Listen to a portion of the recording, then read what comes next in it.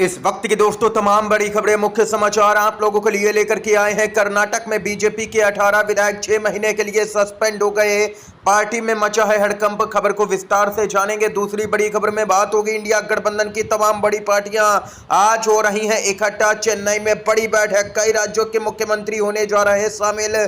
जी हां दोस्तों, इंडिया गठबंधन की मजबूती एक बार फिर से देखने को मिल रही है। अपने पुराने फॉर्म में इंडिया गठबंधन लौटने लगा है। जानेंगे पूरी खबर। इसके साथ ही नीतीश कुमार, चंद्रबाबू नायडू और चिराग पासवान की पार्टियों का बहिष्कार करने का यहां पर ऐलान कर दिया गया है। वक्फ बिल को जमीयत के मदनी की मुस्लिमों से अपील। जी हां दोस्तों, आखिर मामला क्या है, इसको लेकर के भी विस्तार से आगे बात होगी। एक एक करके सभी बड़ी खबरों की तरफ बढ़ेंगे। उससे पहले दोस्तों, अगर आप लोग भी यही मानते हैं कि इंडिया गठबंधन अपनी पुरानी फॉर्म में लगातार लौट रहा है तो अभी इस वीडियो को लाइक कीजिएगा दोस्तों, और कमेंट बॉक्स में देश कहे आज का नहीं चाहिए, आप लोग इसको पूरा जरूर करके लिखिएगा कमेंट बॉक्स में। पहली बड़ी खबर दोस्तों बताते चले, अपडेट आ रही है सामने निकल के।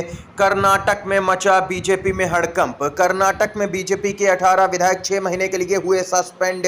विधानसभा अध्यक्ष के पास जाकर के किया हंगामा, विधानसभा के स्पीकर का किया अपमान। कर्नाटक विधानसभा से बीजेपी के 18 विधायकों को निलंबित किया गया है। विधानसभा अध्यक्ष यूटी खादर ने यहां पर हनी ट्रैप मामलों के मुद्दे पर हंगामा करने और सदन की कार्रवाई बाधित करने के लिए बीजेपी के 18 विधायकों के खिलाफ में ये आदेश दिया। उन्होंने कहा कि इन विधायकों को विधानसभा से 6 महीने के लिए निलंबित किया गया है। रिपोर्ट के मुताबिक मंत्री के एन राजन्ना के खिलाफ हनी ट्रैप मामले को लेकर के बीजेपी ने सदन में हंगामा किया था। बीजेपी सदस्यों ने मामले की उच्च स्तरीय जांच कराने की मांग की। इसी दौरान इन विधायकों ने स्पीकर के आसन के सामने जाकर के नारेबाजी की। उन्होंने आसन पर कागजात भी फाड़ करके फेंके, जिसके बाद क्या था, स्पीकर ने यहां पर बीजेपी विधायकों को सबक सिखा दिया। मार्शल बुलाए गए, बीजेपी के सभी विधायक उठा करके बाहर फेंक दिए गए मार्शलों के द्वारा। ये अपडेट आई है दोस्तों सामने। अगर आप लोग भी मानते हैं कि बीजेपी को इसी तरीके से जो बीजेपी यहां पर कर रही है कर्नाटक विधानसभा के अंदर, उसको सही तरीके से कांग्रेस पार्टी ने हैंडल किया है तो वीडियो को लाइक कीजिएगा दोस्तों। अपडेट आ रही है, इंडिया गठबंधन ने बुला ली है बड़ी मीटिंग। खबर आ रही है, परिसीमन के विरोध में आज विपक्षी दलों की चेन्नई में बड़ी बैठक। स्टालिन ने बताया ऐतिहासिक। तमिलनाडु की सत्तारूढ़ डीएमके ने परिसीमन के मुद्दे को लेकर के आज राज्यों की पहली बड़ी बैठक बुलाई है, जिसमें विपक्षी शासित राज्यों के अलावा विपक्षी दलों के नेता शामिल होंगे। मुख्यमंत्री एम.के. स्टालिन ने कहा है कि यह बैठक बहुत बड़ी बैठक है, जिसने एक ऐसे आंदोलन की शुरुआत की है जो निष्पक्ष परिसीमन हासिल करने के लिए देश के भविष्य को आकार देगा। दोस्तों बताते चलें आप लोगों को, पश्चिम बंगाल की मुख्यमंत्री और टीएमसी सुप्रीमो ममता बनर्जी इस बैठक में शामिल नहीं होंगे। केरल के सीएम पिनराई विजयन, तेलंगाना के मुख्यमंत्री रेवंत रेड्डी और पंजाब के मुख्यमंत्री भगवंत मान के अलावा शिरोमणि अकाली दल के कार्यकारी अध्यक्ष बलविंदर सिंह भुंडर और यहाँ पर तमाम दिग्गज नेता इस बड़ी बैठक में शामिल होंगे। कर्नाटक के उप मुख्यमंत्री डीके शिव कुमार भी बैठक में पहुंच रहे हैं। स्टालिन ने बैठक को ऐतिहासिक बताया है। केरल, कर्नाटक, आंध्र प्रदेश, तेलंगाना, उड़ीसा, पश्चिम बंगाल और पंजाब में 7 राज्य हैं जहां डीएमके ने बैठक के लिए संपर्क किया और यहां पर सभी इन राज्यों के मुख्यमंत्रियों को न्योता दिया गया। दोस्तों कुल मिलाकर के कहा जाए, मोर्चा खोल दिया गया है इंडिया गठबंधन की तरफ से। इसके साथ ही एक और बड़ी खबर बताते चलें। खबर आ रही है, नीतीश कुमार, चंद्रबाबू नायडू और चिराग की इफ्तार का बहिष्कार करें। बड़ी अपडेट आ रही है, आखिर मामला क्या है। प्रमुख मुस्लिम संगठन जमीयत उलेमा ए हिंद ने कहा है कि वह वक्फ संशोधन विधेयक पर एनडीए के घटक दलों के रुख को लेकर के नीतीश कुमार की जेडीयू, चंद्रबाबू नायडू की टीडीपी और चिराग पासवान के नेतृत्व वाली एलजेपी रामविलास के सभी कार्यक्रमों का बहिष्कार करेगा। जमीयत ने आरोप लगाया कि वे मुसलमानों के खिलाफ में राजनीति कर रहे हैं। इन पार्टियों को मुसलमानों ने भर भर करके वोट दिया, लेकिन अब यही लोग मुसलमानों के खिलाफ में काम कर रहे हैं। जमीयत उलेमा ए हिंद के अध्यक्ष मौलाना अरशद मदनी ने कहा कि खुद को धर्मनिरपेक्ष और मौजूदा राष्ट्रीय जनतांत्रिक गठबंधन एनडीए सरकार का हिस्सा कहने वाले लोग मुसलमानों पर हो रहे अत्याचार और अन्याय पर चुप हैं। उन्होंने कहा कि जमीयत उलेमा हिंद न केवल प्रतीकात्मक विरोध के तौर पर ऐसे लोगों से दूर रहेगी, बल्कि उनके द्वारा आयोजित इफ्तार, ईद मिलन और अन्य कार्यक्रमों में भी भाग नहीं लेगी। इन लोगों को, इन तीनों ही पार्टियों को चुनाव में सबक सिखाया जाएगा।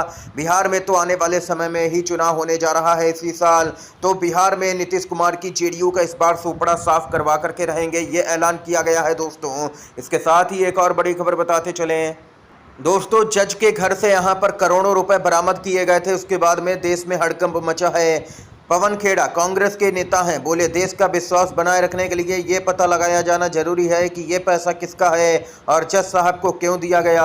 ईडी सीबीआई से बेहतर काम तो फायर ब्रिगेड कर रही है, ये पवन खेड़ा ने जोरदार तरीके से तंज कसा है। और इतना ही नहीं, अनिल तिवारी अध्यक्ष हैं Allahabad high court bar association के, वे भी भड़क गए। उन्होंने कहा कि किसी सामान्य कर्मचारी के घर पर 15 लाख भी मिलते हैं तो उसे जेल भेजा जाता है, जज के घर पर 15 करोड़ मिले उन्हें घर वापसी का इनाम दिया जा रहा। जस्टिस यशवंत वर्मा इलाहाबाद आए तो कोर्ट में काम नहीं होगा। ये अनिल तिवारी अध्यक्ष हैं Allahabad high court bar association के, उनकी तरफ से अपडेट आई है, यानी कि अब वकीलों ने भी मोर्चा खोल दिया है पूरी तरह से दोस्तों। और सुप्रीम कोर्ट ने भी जांच बिठा दी है। बिहार से खबर आ रही है, नीतीश कुमार की बढ़ने जा रही हैं मुश्किलें। मुख्यमंत्री के बर्ताव से राज्य की बदनामी हुई। बिहार सीएम नीतीश कुमार के खिलाफ में कोर्ट में याचिका दायर हो गई है। बिहार की एक अदालत में मुख्यमंत्री नीतीश कुमार के खिलाफ में याचिका दायर की गई। इसमें पटना में एक सार्वजनिक कार्यक्रम में राष्ट्रगान के अनादर को लेकर के उनके खिलाफ में कार्रवाई की मांग की गई है। वकील सूरज कुमार ने अपनी याचिका में आरोप लगाया कि एक आयोजन के उद्घाटन के दौरान सीएम की हरकतों से राज्य की काफी बदनामी हुई।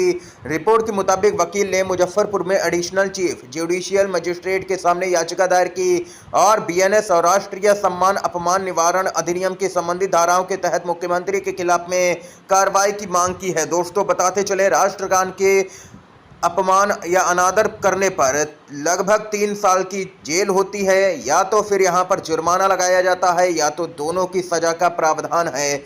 यानी कि नीतीश कुमार की मुश्किलें अब आने वाले वक्त में बढ़ती हुई नजर आएंगी, क्योंकि मामला पहुंच गया है दोस्तों कोर्ट में। तेजस्वी यादव ने भी नीतीश कुमार से माफी की मांग की है और कहा है कि अब उनको रिटायरमेंट ले लेना चाहिए। इसके साथ ही दोस्तों एक और बड़ी खबर की तरफ बढ़ते हैं दोस्तों। सुप्रीम कोर्ट के जजों की तरफ से बड़ी अपडेट आ रही है। मणिपुर में फिलहाल तो राष्ट्रपति शासन लागू है। इस बीच सुप्रीम कोर्ट के 6 जज जा रहे हैं मणिपुर, लेंगे रिलीफ कैंपों का जायजा।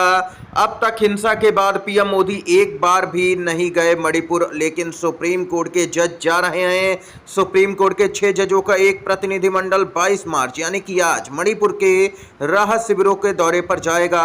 जस्टिस बीआर गवाई की अगुवाई में 6 जजों का ये मणिपुर दल जाएगा। सुप्रीम कोर्ट के जजों का यह दल हिंसा प्रभावित मणिपुर में राहत शिविरों का जायजा लेगा। वहां पर देखेगा कि क्या आखिर स्थिति है पूरे मामले को लेकर के ये दल, और पूरे मामले पर देख सकते हैं कि क्या कार्रवाई की जाए, कैसे लोगों को राहत पहुंचाई जाए, इस पर भी गहन चिंतन किया जाएगा इसी दौरान। दोस्तों ये यहां पर इस समय की तमाम बड़ी खबरें थी, मुख्य समाचार सामने निकल के आए जो हमने आप तक पहुंचाए। दोस्तों वीडियो अगर आप लोगों को पसंद आया हो तो लाइक कीजिएगा, इन खबरों को शेयर कीजिएगा अपने दोस्तों में, और चैनल पर अगर आप लोग नए हैं तो चैनल को सब्सक्राइब भी कीजिएगा। आप सभी का बहुत बहुत धन्यवाद। जय हिंद, जय भारत।